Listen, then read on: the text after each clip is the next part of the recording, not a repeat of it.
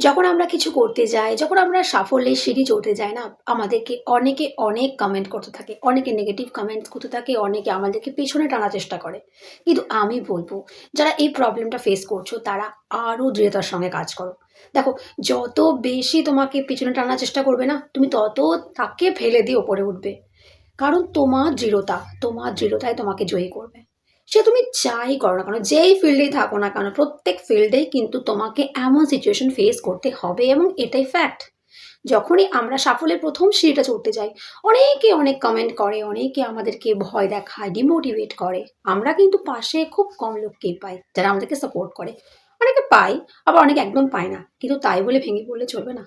আরও চ্যালেঞ্জ, সেটাকে চ্যালেঞ্জ হিসেবে নাও এবং আরও দৃঢ়তার সঙ্গে লেগে থাকো। আমাকে যখন কেউ কিছু এরকম কমেন্ট করে, আমি তো সেই কাজটাকে আরও জেদ হিসেবে নিই এবং বলি যে, এই কাজে আমি সফল হয়েই দেখাবো। যতই আমাকে নেগেটিভ কমেন্ট করে কেউ, ততই আমি বলি, "না, আমি পারবো।"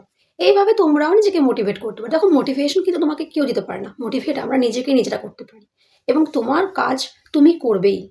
সে যে যা বলে বলুক। সফলতা তোমাকে তোমার কাজই দেবে। অন্য কারোর কথা নয়। তাই নিজের কাজ চালিয়ে যাও।